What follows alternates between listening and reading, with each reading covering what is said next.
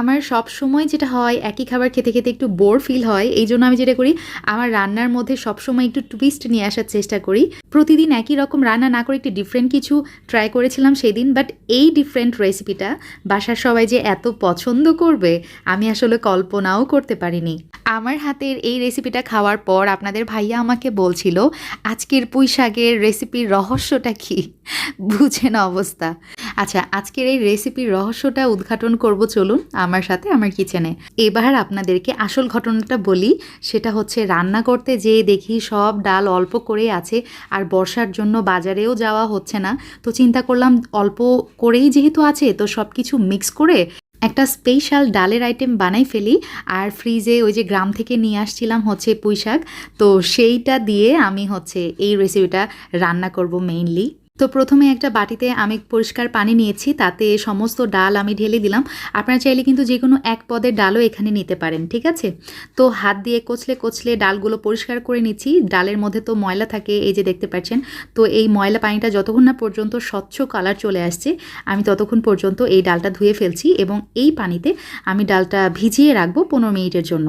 তো 15 মিনিট পরে আমি ডাল এখন প্রেশার কুকারের মধ্যে নিয়ে নিচ্ছি। আপনারা চাইলে পাতিলেও এটা সিদ্ধ করে নিতে পারেন, তবে প্রেশার কুকারে বেশি সময় লাগে না, এই কারণে আমি করছি।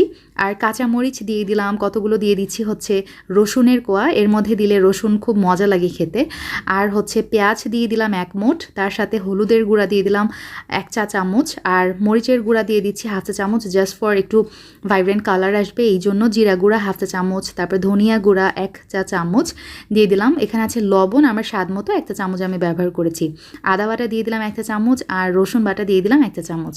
তেল তো লাগবে, তেল আমি এখানে দিয়েছি 2 টেবিল চামচ।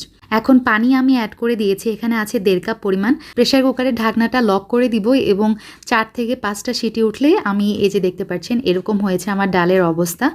আপনাদেরকে একটু চামচে করে দেখিয়ে দিচ্ছি যে একদম সুন্দরভাবে কিন্তু সব ডাল আমার সিদ্ধ হয়ে গেছে। তো এখন এর মধ্যে 1.5 কাপের মতো আমি পানি অ্যাড করে দিচ্ছি। আর এই পানিটা কিন্তু আমি গরম পানি ব্যবহার করেছি, ঠান্ডা পানি এখানে ব্যবহার করলে ডালটা কি হবে আরও বেশি সিদ্ধ হয়ে যাবে।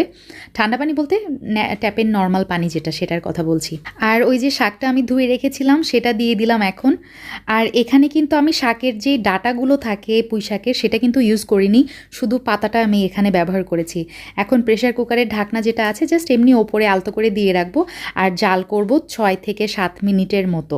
এই জাল করার ফলে আমাদের শাক কিন্তু খুব সুন্দরভাবে সিদ্ধ হয়ে যাবে, আর আমাদের ডাল তো আগেই সিদ্ধ ছিল, তাই না।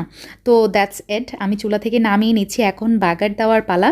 আমি একটা কড়াইয়ের মধ্যে তেল নিয়ে নিলাম 2 টেবিল চামচ, তার মধ্যে দিয়ে দিলাম তেজপাতা, তারপরে 5 ফোড়ন, একটু সামান্য জিরা, আর আস্ত জিরা এখানে ব্যবহার করেছি, আর হচ্ছে আস্ত লাল মরিচ দিয়ে দিলাম, শুকনো লাল মরিচ। রসুন কুচি একটু বেশি করে দিয়েছি, এই বাগারে রসুন কুচি একটু বেশি করে দিলে মজা লাগে। 1 মুঠ পেঁয়াজ কুচি দিয়েছি।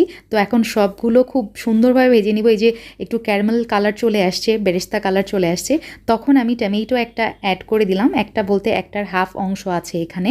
আর টমেটো দিলে খুব সুন্দর একটা ভাইব্রেন্ট কালার আসবে, গ্রিনের মধ্যে রেড, তো এই জন্য আমি এটা ইউজ করেছি। আপনারা দেখতেই পাচ্ছেন কত সুন্দর কালার আসছে আলহামদুলিল্লাহ। আর এই বাগারটা দেওয়ার ফলে এত সুন্দর একটা স্মেল বেরিয়েছিল।